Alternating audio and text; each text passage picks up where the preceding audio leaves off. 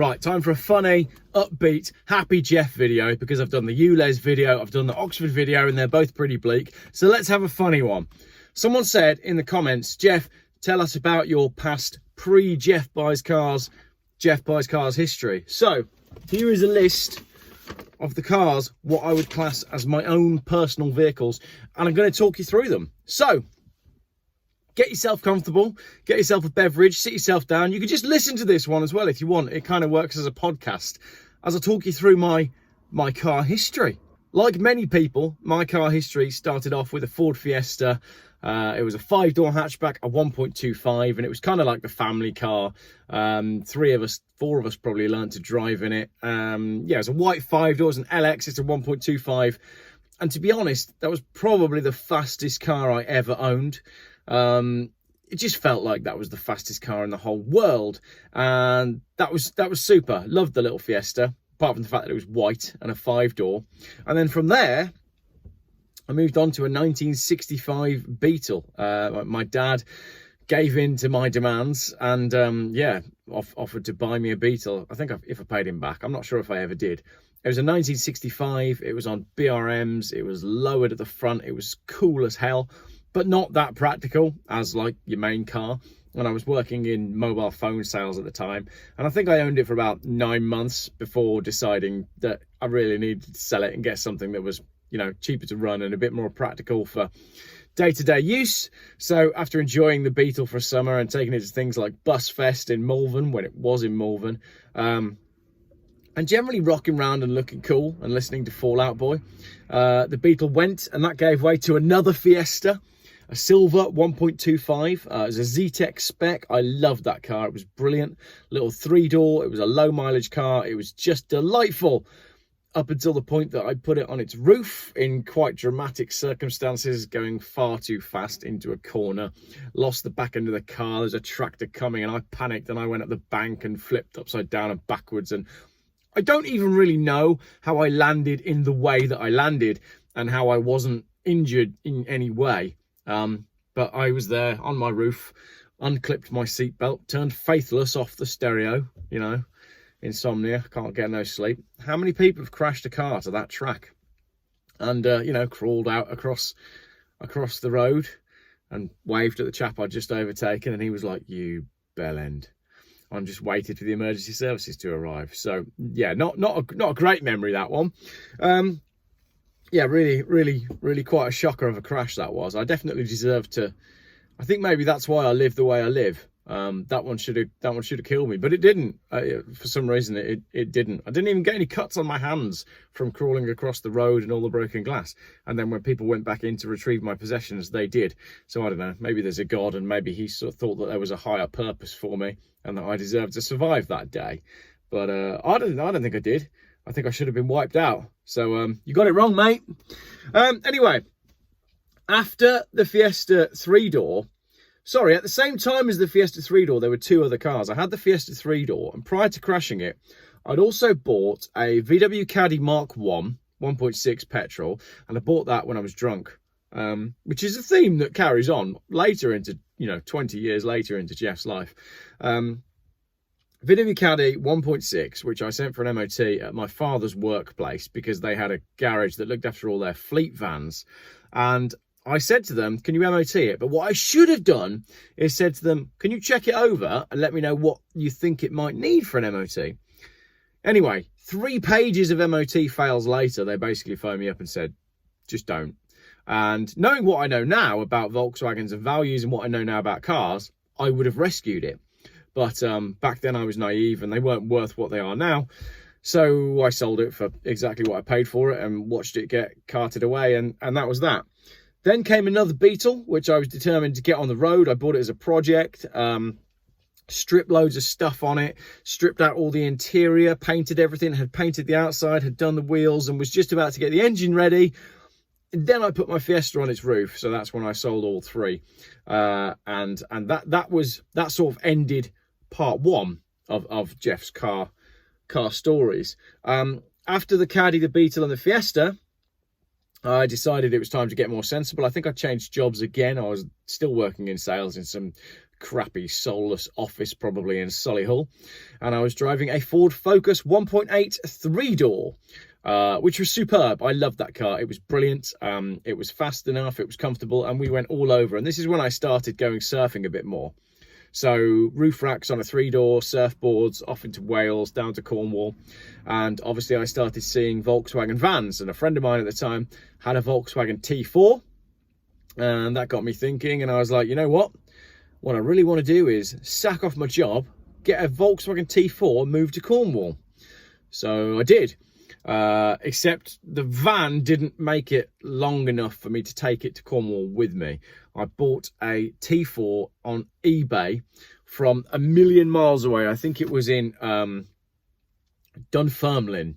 And I remember being on the computer, you know, the old-fashioned family computer in the corner of the lounge.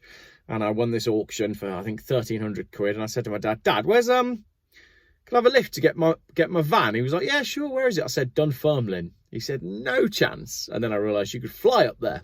So I flew up to Scotland, to Dunfermline. The guy picked me up at the airport. I drove it home, did about 3 trips in it that summer, redid all the interior, had a great time in the T4 until the oil pump failed. And it quite unceremoniously shat itself on the A456 with my friend Bobby in the passenger seat. Bear in mind, this is, I think, a 60-mile-an-hour dual carriageway. And I said to Bob, the engine's gone. Can you jump out and push? Which he did. So that was it. That was the end of the T4. Sold that for scrap. Once again, would have been one of those things where you need the benefit of hindsight. If I'd known what I know now, I could have saved it. But I was young and naive. I think I was 19 at the time. And that was just a disaster. So that was it. The van went and I was carless. So then we start on a journey with estate cars. Now, funnily enough, around this time, or it might have been just before this, I went to view a Volvo 850 TDI, a black one in Birmingham, and I never bought it. It was exactly the same as what I'm sitting in now. And I've often, over the last, 2 decades, thought, should have bought that car, but never did. So that was my first entry into Volvo 850 ownership. I went and test drove one, but then went and bought the van instead. So after the van died, there was a Peugeot 306, and I was starting university, again, down in Cornwall. So I bought a Peugeot 306 1.9 D Turbo, which was the sports model with the nice, comfortable, hold you in seats. And that was brilliant. And that car stayed with me for a few years then, all through university. It went through a couple of different sets of different wheels. I changed the alloys on it a few times. It had great big speakers in the back. And most importantly, it had all the space for surfboards. We used to drive into town with like 9 people in it. I used to do taxi runs. I used to take everybody surfing. The Ghia was always in the car. It was just, if my car was going, then you wanted to get in it, and that meant you were going surfing. Because a lot of people that went down to Falmouth University go down there without cars. So then it's a case of, how do I get to the beach with my surfboard? Either I've got to jump in the minibus with the surf school, or I've got to make friends with someone that's got a big enough car that we can all go in. And being the kind of bloke that I am, I was always like, oh, you've got a surfboard and you're standing at the bus stop and I'm driving past, then you'll come in surfing with me. And that's how I made quite a lot of friends at uni. I think they just wanted me for my car and the fact that I would drive them to the beach, thinking about it. But there we go. That was the 306. And then eventually, again, I could probably have kept that car going, but it finally went through an MOT that was looking like it was not going to be worth it. But I MOT'd it at a dealership that had just sponsored a surfing event that I'd just run. And I was feeling like, oh, Bertie Big Bollocks, I've just run this event. I was sponsored by this dealership, and then put my car in for an MOT there. And it quite dramatically failed the MOT. But they had just taken in part exchange, they were a Mitsubishi dealership, and they'd just taken in part exchange a Ford Mondeo 2.2 TDCi Ghia X, which they'd taken in part X from a vet who had been driving all around Cornwall doing veterinary stuff. It was a lovely car, really nice spec, but as me and my brothers used to joke, it did smell of goats. Like, you couldn't get the smell of goats out of it, regardless of how you cleaned it. But anyway, the 2.2 TDCi estate was fantastic. And again, that stayed with me for another few years, going up and down between Falmouth and Birmingham. And I did once win a drag race with that car against a Hyundai i10, which is not impressive. But my car was, I think we had 6 people in it. We were stacked to the rafters because I was hosting a surfing competition. We had a rack full of surfboards and I was towing a caravan. So that was quite a good win, that was. After that, after the Mondeo, we conclude part 1, which is these cars here, because I jacked everything in and went travelling, sold all my cars, sold all my stuff, went and did America and Central America, and left England, and I left £1,000 in a sock, and I gave it to my brother, and I said, ha, I will never be needing this, but just in case I do, have that. 2 weeks later, I was back. It wasn't quite 2 weeks, but it wasn't far off. Just getting a bit steamed up in here. So yeah, two weeks later, I'm back in England, and whilst I've been in the States, one of my other brothers, old Sony stereo, whilst I've been in the States, one of my other brothers had bought an MGF. I get back from my travels, and he takes me out in it, and I'm like, I've seen the future. This is the best car ever. Why would you need any car other than an MGF? Now, he'd bought a TF. So I went on eBay that night and found a silver MGF Freestyle. Loved that car. Found it on eBay. 800 quid. Used to drive it everywhere. Stripped the carpets out of it. It was the first car that ever got what would then become the patented Geoff Gold floor treatment. I painted all the floors gold. I painted the engine cover gold. I had it all set up properly by... Oh, there's another blog on this as well, because my brother crashed it. There's a link to the blog here, because I then went to Morocco and lent the car to my brother, and he crashed it before I'd left the tarmac. And that's a whole nother funny story. So check out that podcast, because that is pretty amusing. So that was the MGF. Loved that car. But I did used to quite enjoy getting it sideways, because you can get those MGFs quite sideways, up until the point that one day my luck just ran out, and I went sideways into a large central reservation, somewhere over the other side of Birmingham. You could probably still see, I could probably go over there tomorrow and find the gigantic dent in the curb that I caused with my MGF Freestyle alloy wheel. I then spent a fortune trying to repair the car, ready for a Cornwall road trip with my then girlfriend, and spent a load of money and a load of parts and whatnot to then find out that basically I had bent the car beyond repair.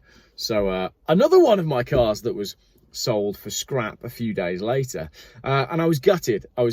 And it's at that point when I was like, okay, I've got no money, but I had a job at the time, so I was like, I know, I'll just borrow. I think I borrowed £5 and I was like, I'm going to buy something nice. So I thought, I'm going to get an MX-5. I'm going to get a nice MX-5. I knew exactly what I wanted. It had to be grey metallic. It had to have a tan leather interior and heated seats and a tan roof.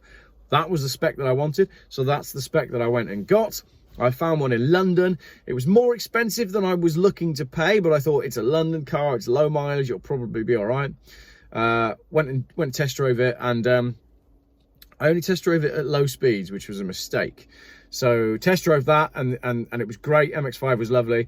Get it home on the motorway, and as soon as I get up to motorway speeds, I'm like, there's something wrong with this car. And again, just rookie mistakes. It's running like 3 run flat tires, 1 non-run flat tire, 1 tire is one brand, 2 tires are another. It was just all set up wrong. Take it to get 4 new tires, which is obviously another 500-600 quid that I hadn't planned on spending, to find out that it needs brakes all round as well. So then I did Mintex, dimpled and grooved discs and pads. No word of a lie, that car would just stop.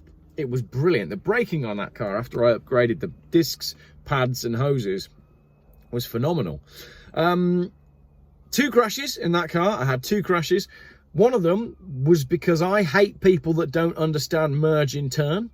And I sort of was merging in, and there was a van, and he was trying to stop me from merging in. And I was having one of my dickhead days, and he must also have been having a dickhead day. So we both all sort of had a semi-deliberate crash. But it was funny, because after we jumped out and we're all aggro with each other, that evening he was texting me and being like, I'm sorry, I was having a bad day. I was a knob. I shouldn't have crashed into you. And I was also texting him at the same time being like, I'm really sorry. I was just having a really bad day. I shouldn't have crashed into you. So that was fine. There wasn't really any damage. It was just embarrassing.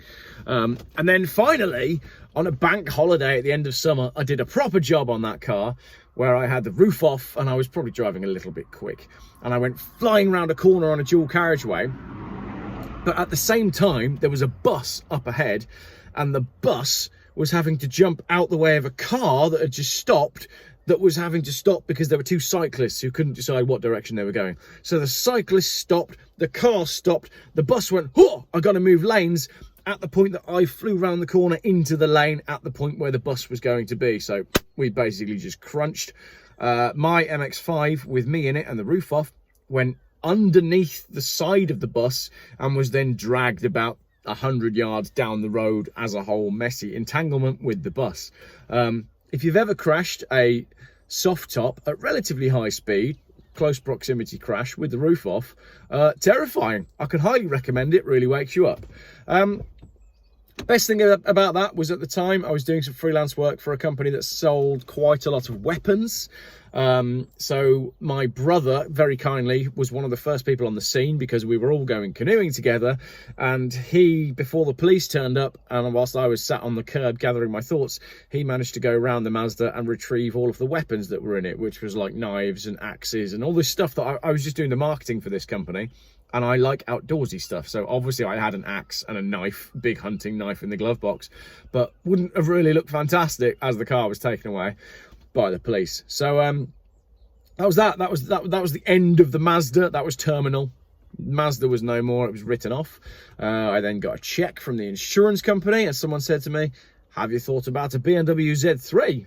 And up to then, I hadn't thought about a BMW Z3. And they said, "Oh, they do a 2.8 6-cylinder."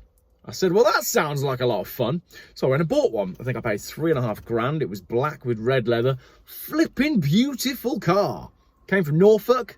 Drove the entire way home with the roof off. And normally when I do that, I make myself ill because England is cold. But on this day, it was extremely hot and I got sunburn because I refused to have the roof on. But I love that car. But I got to a stage when I was thinking, this car is too good for what I need, so I will sell it and let someone else enjoy it. I think it was 90,000 miles, and those cars had started to go up in value. So I figured, I paid $3.5. I reckon I can sell it for $4.5. I think I settled at $4,250, so I made a good profit considering I hadn't had the car very long. And it was around about that time that I started farting about with, driveway trading and messing about with buying and selling cars. But there was always my own car, which I would use, for going to and from work and general personal use. So that's where we then move into this section of my page, which is cars that I had before getting serious and before children come along. So after the Z3 2.8, other cars to mention, Rover 216 Coupes. I had two of those and I loved them and I ran them as my main car. There is some very funny stories about the Rover 216 Coupes, which I will link here, because I was involved in another crash that wasn't my fault with a skip lorry, and then both cars ended up getting crushed into pieces and I lost my best pair of trainers. Funny story, go check it out. That's that video there.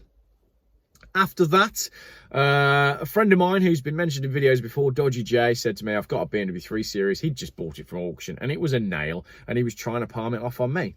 It was green and I said to him, yeah, I'll give you 500 quid for that. So I paid £500 for a 320 diesel manual on an 03 plate. And it didn't have its power. And I was like, I bet that's a blocked EGR. So I took it to a garage. I said, give it a service, clean the EGR valve, and then I'll come and pay you. And sure enough, something went right. It was brilliant. After that, the EGR valve was all unclogged. Car ran absolutely sweet. Kept that for quite a long time, up until the point I was caught on the motorway going a little bit faster than you're supposed to go on the motorway, which kind of will lead us into the next phase in a minute. So I got rid of the 320 not long after the motorway incident with the man from Police Cops with his bald head and his freezing cold BMW 5 Series estate that he made me get in when I was wearing no shoes and only, a t-shirt and a pair of shorts. And he was like, get in the back of my car. And I was like, I don't really want to, but I didn't have a choice. Anyway, after that came another Z3, this time a 1.9, a little silver one. Loved that car to bits. But I was also at the same time running around in the Mercedes E35 AMG Saloon. So I used the AMG Saloon, the purple one, as my own car for a little while. Again, very funny story on that car. Most money I ever lost on a car. Go check out the video. The link is just here.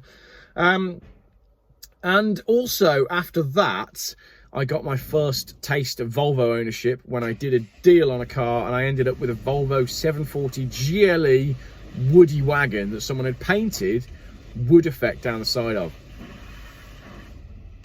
Why is it whenever I pull up to film somewhere, somebody starts pressure washing or cutting a fence down or grinding a panel?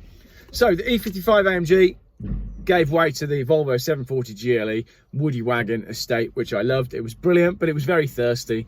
So I ended up selling that and I got instead a car, what I saw for sale at the side of the road for 300 quid, a Rover 620 diesel. Right, it was green with a beige interior, and no word of a lie, it used no fuel. It was ridiculous.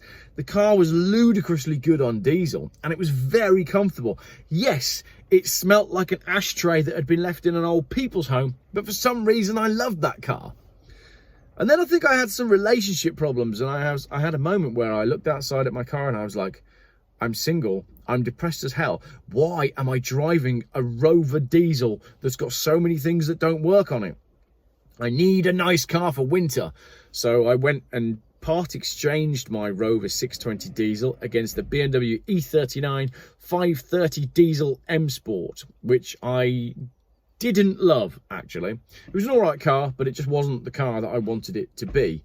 Very cool, black, tinted windows. We did a road trip to Scotland in it, and I just wasn't too bothered about that car. So the 530 diesel went and was actually, in many ways, replaced by an E36. You've watched my videos before, you know I've had loads of E36s. So I had an E36 323i convertible, which I adored. It was a great car. And in the spring, after the winter where I bought the 5 Series, I did a road trip to the Isle of Skye in my 323 automatic. And great, one of my all-time best ever road trips. Fantastic. After that, children come along. Now, when children came along, I decided that what I needed was something sensible. So the 323 convertible had gone, and I replaced that with a 323 saloon, a manual E36 323 saloon that I just about saved from the drifting brigade. It was blue, it had pink Fleck M3 alloys on it, and it was kind of cool, and it was straight piped, and it had a stainless exhaust on it, and it was noisy, and it was cheap, and it was one of the most fun cars I've ever driven. It was really hard to get it into 5th gear, but it was a very, very cool car. I can't remember why I sold it. I think it was the fuel economy, probably. So then we go on to the diesel estates, and then this is where things start to get more serious, and we start to get a bit more up to date. So the first diesel estate was an E46. It was a 330 diesel automatic sport touring. It was a nice car, but it was automatic and it was an M Sport, and it wasn't amazing on fuel, and I was craving another 320 diesel. Having had a 320 diesel before and knowing what they were like on fuel economy, I wanted another one. So foolishly or not, I got rid of the 330 diesel M Sport Touring and replaced it with a 320 diesel M Sport Touring. And then we kept that for a couple of years, actually. The grey one, we kept it for a couple of years. We'd done an Ireland road trip in the 330. We've done lots of Cornwall road trips in the 320. And then eventually, I think we'd gone to a wedding or something, and I was in the back of the 320 diesel coming home from the wedding, and that's when I realized just how rough the ride was. Like, I knew the ride was rough, but sitting in the back, I was like, wow, is this what my kids are enduring? And not long after that, we sold it. So we sold the 320 diesel M Sport and replaced it with a 320 diesel SE, which was a great car. It was a non-M Sport. It was heated seats and a sunroof and airbags in the back, so a high-spec car for what it was. Bought it on 180,000 miles locally, took it up to 230,000 miles, drove to Spain in it and all sorts. It was a good car. You're driving? Yeah, I can drive it. Is that your keys? Yep, that's the keys. Yeah, and your door. Now I drive it. Now I steer it. You are steering. Spent a lot of money on it, but we did love that car. Up until the point that my wife had a blowout on the motorway and decided that she'd had enough of that car, and that was that. So the 320 diesel ended BMW ownership for us. We'd had probably 4 or 5 years of solid BMWs as family cars, and that was that. After the 320 diesel, came my first Saab. This is now in Geoff time. I had been buying and selling and farting around with Saabs and realised how good Saabs were. And went and got the 2007 Saab 9.5 diesel automatic, thinking it was going to be the best thing in the world. But then neither of us really bonded with it. So as a family car, it only lasted through that winter, I think. And then it went in the spring, and that was it. The family car was gone. We then started farting around in Geoff cars for a little while. For example, we used the Mercedes S-Class as our family car for a long time. I had my Astra Bertone, which was my personal car, which I kept for ages. And then eventually those two moved along, and the family car, my actual car, became the Volvo 940 Estate, the blue one, which I kept up until the point that this car became available. I replaced the 940 Estate, which we loved, with this 850 Estate, which I love even more. And that brings us bang up to date. So I've now owned this car we're coming up to the 1 year anniversary since I first got an MOT on it after buying it out of the field. So we've owned it for 18 months. It's been on the road for 12 months. We've driven it, I don't know, 10,000 miles. It does 50 miles to the gallon. It's quite customized with what I've done with the door cards and the window tints and the headlining and all the different bits and bobs that I've done to it. And it appears on the channel now and then. And it just suits me and my family really well. I can't really see, I've toyed with the idea of parting with it, but I can't actually see myself parting with this car ever. I just really love it. So there we go. That is a whistle-stop tour through the cars that I once owned. I could probably spend hours on every single one of those cars on that list and tell you more and tell you all the crazy stories and where we went and what we got up to and who crashed into who. The Peugeot 306 had some hilarious stories. Just because I owned it for so long, it was crashed twice, it was crashed into once. Yeah, brilliant. Because I believe that it's not about the cars, it's about what the cars allow you to do. And that's my whole thing with owning a car. Like, yes, it's nice to own a project car. Yes, it's nice to own a show car. But I don't see the point if those cars aren't allowing you to go somewhere, because it's always about the journey and never about the vehicle. So yeah, this car will be staying with us for a little while. I am planning to drive it to the Arctic Circle in 2023.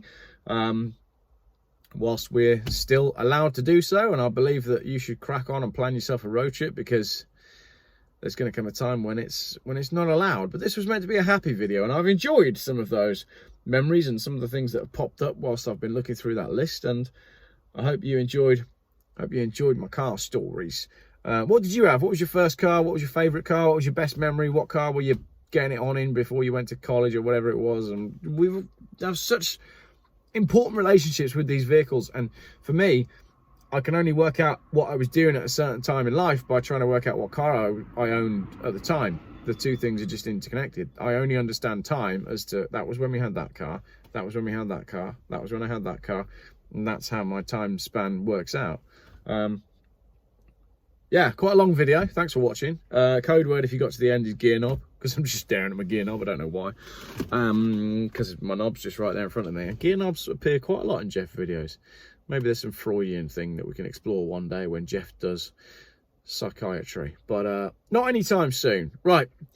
Thanks very much for watching my video. Let me know in the comments if you owned any of the cars that I owned, and tell me what your best and worst cars were as well. And I'll get back to you all and see if any other funny stories come out of this. Cheers.